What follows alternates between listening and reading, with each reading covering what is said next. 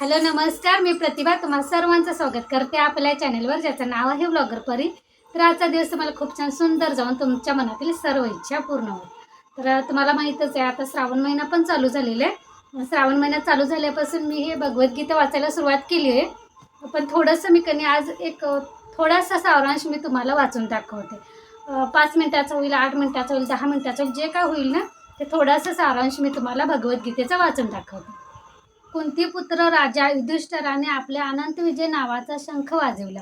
त्यानंतर नकुल आणि सहदेव यांनी सुघोष व मणिपुष्पक नामक शंख वाजवले. हे राजन महाधनुर्धर काशी नरेश, श्रेष्ठ योद्धा शिखंडी, दृष्टद्युम्न, विराट अपराजित, सात्यकी द्रुपद, द्रौपदीचे पुत्र आणि सुभद्रेचा महाबाहू पुत्र व इतरांनी आपापले शंख वाजवले. तात्पर्य: संजयाने मोठ्या चातुर्याने धृतराष्ट्राला सांगितले की पांडुपुत्रांना फसविणे आणि आपल्या स्वतःच्या पुत्रांना राज्याच्या सिंहासनावर बसविण्याचा प्रयत्न करण्याचे धोरण चुकीचे आहे व ते मुळीच स्तुत्य नाही. पूर्वलक्षणावरून तर संपूर्ण कुरुवंश या महायुद्धामध्ये मारला जाईल हे स्पष्टपणे कळून आले आहे. पितामह भीष्मापासून अभिमन्यूसारख्या नातवंडापर्यंत तसेच जगातील इतर सर्व राज्यांचे राजे जे कोणी त्या ठिकाणी उपस्थित होते त्या सर्वांचा विनाश निश्चित होता. राजा धृतराष्ट्रामुळेच ही आपत्ती कोसळली होती, कारण त्याने आपल्या मुलांनी स्वीकारलेल्या धोरणाला उत्तेजन दिले होते. हा विविध प्रकारचा शंख निनाद वाढतच गेला. या निनादाने आकाश व पृथ्वी दल दुमदुमत गेले आणि धृतराष्ट्रपुत्रांची हृदय विदीर्ण झाली. तात्पर्य: दुर्योधनाच्या पक्षातील भीष्म आणि इतरांनी जेव्हा शंखनाद केला तेव्हा पांडवांची हृदय मुळीच विदीर्ण झाली नाही. अशा प्रकारच्या घटनांचा उल्लेख आढळत नाही, परंतु या विशिष्ट श्लोकामध्ये पांडव पक्षाच्या बाजूने करण्यात आलेल्या शंखध्वनीमुळे धृतराष्ट्रपुत्रांची हृदय विदीर्ण झाली असे सांगितले आहे. याचे कारण म्हणजेच पांडव आणि त्यांचा भगवान श्रीकृष्णावरील दृढ विश्वास होय. जो भगवंताचा आश्रय घेतो तो महाभयानक आपत्तीमध्ये भयभीत होत नाही. हनुमानाचे चिन्ह असलेल्या ध्वजाच्या रथावर आरूढ असलेला पांडुपुत्र अर्जुन त्यावेळी धनुष्य हाती घेऊनच बाण सोडण्यास सज्ज झाला. हे राजन व्यूहरचनेतील धृतराष्ट्रपुत्रांकडे पाहून अर्जुन भगवान श्रीकृष्णांना पुढील प्रमाणे म्हणाला. तात्पर्य: युद्धाला आरंभ होण्यास थोडाच कालावधी होता. वरील कथनावरून समजून येते की युद्धभूमीवर प्रत्यक्ष भगवान श्रीकृष्णाद्वारे मार्गदर्शित पांडव सेनेची अनपेक्षित व्यूहरचना पाहून धृतराष्ट्रपुत्र किंचित निराश झाले होते. अर्जुनाच्या ध्वजावरील हनुमानाचे चिन्ह हे विजयाचे आणखी एक लक्षण आहे, कारण राम रावण युद्धामध्ये हनुमानाने प्रभू श्रीरामचंद्रांना सहाय्य केले होते. आता राम आणि हनुमान दोघेही अर्जुनाला सहाय्य करण्यासाठी त्याच्या रथावर आरूढ होते. भगवान श्रीकृष्ण म्हणजे स्वतः श्रीराम आहेत आणि ज्या ठिकाणी भगवान श्रीराम आहेत त्या ठिकाणी त्यांचा नित्य सेवक हनुमान आणि त्यांची नित्य सहचारिणी भाग्यलक्ष्मी श्रीमती सीतादेवी उपस्थित असतात. म्हणून कोणत्याही शत्रूकडून अर्जुनाला भयभीत होण्याचे कारणच नव्हते. आणि सर्वात मुख्य गोष्ट म्हणजे इंद्रियाचे स्वामी स्वतः भगवान श्रीकृष्ण त्याला मार्गदर्शन करण्यासाठी उपस्थित होते. याप्रमाणे अर्जुनाला युद्ध करण्यासाठी हितकारक मार्गदर्शन प्राप्त होते आणि भगवंतांनी निर्माण केलेल्या अशा आशादायक परिस्थितीमुळे युद्धामध्ये निश्चितपणे विजय होण्याची खात्री होती. अर्जुन म्हणाला, हे अच्युता, कृपया माझा रथ दोन्ही सैन्यांच्या मध्ये घेऊन चल. म्हणजे येथे युद्ध करण्याच्या इच्छेने प्रेरित झालेल्या आणि ज्यांच्याबरोबर मला या भयंकर शस्त्रास्त्र स्पर्धेमध्ये संघर्ष करावायचा आहे त्या सर्व उपस्थितांना मी पाहू शकेन. तात्पर्य: श्रीकृष्ण जरी पुरुषोत्तम श्री भगवान असले तरी त्यांच्या अहेतुकी कृपेमुळे ते आपल्या मित्राची सेवा करीत होते.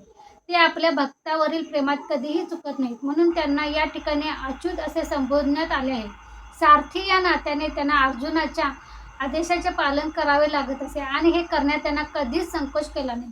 यासाठी त्यांना अच्युत म्हणून संबोधण्यात आले आहे. जरी त्यांनी आपल्या भक्ताचे सारथ्य स्वीकारले होते तरी त्यांच्या परमस्थानाला कोणीच आव्हान देऊ शकत नव्हते. सर्व परिस्थितीत ते सर्व इंद्रियाचे स्वामी पुरुषोत्तम श्री भगवान ऋषिकेश आहेत. भगवंत आणि त्यांचा सेवक यांच्यामधील संबंध अत्यंत मधुर आणि दिव्य असतो.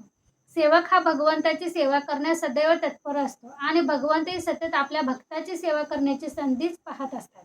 भगवंत स्वतः आदेश देण्यापेक्षा ते त्यांच्या शुद्ध भक्तांना स्वतःपेक्षा ज्येष्ठतेचे स्थान देऊन त्यांचा आदेश स्वीकारण्यात अधिक आनंद मिळवतात.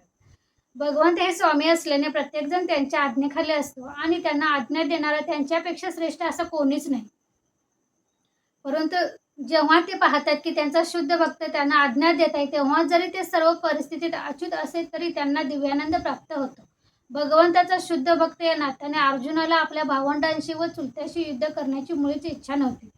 पण दुर्योधन हट्टी असल्यामुळे आणि शांततामय वाटाघाटी करण्यास कधीच तयार नसल्यामुळे अर्जुनाला युद्धभूमीत येणे भाग पडले. यासाठीच युद्धभूमीवरील उपस्थित ज्येष्ठ व्यक्तींना पाहण्यास तो उत्सुक होता. रणांगणावर शांततेचा प्रयत्न करण्याचा जर प्रश्नच नव्हता, तरी त्या व्यक्तींना पुन्हा पाहण्याच्या आणि एका अनावश्यक युद्धाची मागणी करण्यात ते किती कृत निश्चयी आहेत हेही पाहण्याची त्याची इच्छा होती. धृतराष्ट्राच्या दुर्बुद्ध पुत्राला खुश करण्याच्या इच्छेने येथे लढण्यास आलेल्यांना मला पाहू दे. तात्पर्य: दुर्योधन आपला पिता धृतराष्ट्र यांच्या सहकार्याने दुष्ट बेत आखून पांडवाचे राज्य बळकविणार होता. हे उघड गुपित होते. दुर्योधनाच्या बाजूला मिळालेले सर्वजण हे एकाच माळेतील मणी असले पाहिजेत. असे लोक कोण आहेत ते जाणून घेण्यासाठी आणि युद्धाला आरंभ होण्यापूर्वी त्यांना पाहण्याची अर्जुनाला इच्छा होती. पण शांततेच्या वाटेगाटींची बोलणी करण्याचा त्याचा मुळीच उद्देश नव्हता. शिवाय ही गोष्टही सत्य होती की त्याच्या निकट भगवान श्रीकृष्ण विराजमान होते. त्यामुळे अर्जुनाला विजयाची पूर्ण खात्री होती.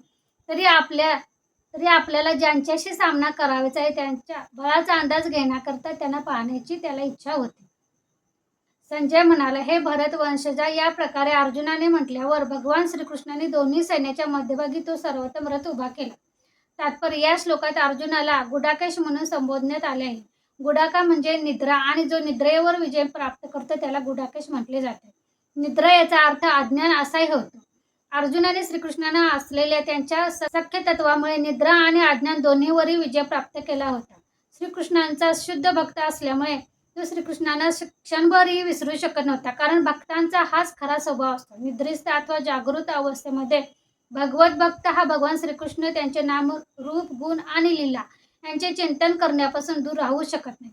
अशा रीतीने श्रीकृष्णांचे सतत स्मरण करून कृष्ण भक्त हा अज्ञान आणि निद्रा यावर विजय प्राप्त करू शकतो.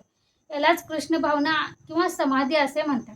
ऋषिकेश किंवा प्रत्येक जीवाचे मन आणि इंद्रिय यांचे मार्गदर्शक या नात्याने दोन्ही सैन्यांच्या मधोमध रथ उभा करण्याचा अर्जुनाचा उद्देश ते जाणू शकले. पुढे ते अर्जुनाला म्हणाले, भीष्म, द्रोण आणि जगातील इतर सर्व राजांच्या उपस्थितीत भगवान म्हणाले, हे पार्थ, येथे जमलेले सर्व कुरुवंशीयांना आता पहा. तात्पर्य: सर्व जीवांचे परमात्मा स्वरूप असल्याने भगवान श्रीकृष्ण अर्जुनाच्या मनात काय चालले होते ते जाणू शकले. या संदर्भात ऋषिकेश या शब्दप्रयोगावरून कळून येते की त्यांना सर्व काही ज्ञात होते. आणि अर्जुनाच्या संदर्भात पार्थ किंवा कुंतीपुत्र अथवा पृथ्वीचा पुत्र हा शब्द सुद्धा तितकाच महत्त्वाचा आहे. मित्र या नात्याने श्रीकृष्णांना अर्जुनाला सांगायचे होते की अर्जुन हा त्यांच्या आत्तेचा म्हणजेच पृथ्वीचा पुत्र असल्यामुळे त्यांनी अर्जुनाचा सारथी होण्याचे मान्य केले आहे. अर्जुनाला आता उपस्थित कुरुवंशीयाकडे पहा असे सांगण्यामध्ये श्रीकृष्णांचा काय उद्देश होता? अर्जुनाला तेथेच थांबून युद्ध करायचे नव्हते का? श्रीकृष्णांनी आपली आत्या पृथा हिच्या पुत्राकडून अशी अपेक्षा कधीच केली नव्हती. मित्र सुलभ विनोद करून अशा प्रकारे श्रीकृष्णांनी अर्जुनाचे मन पूर्वीच ओळखले होते.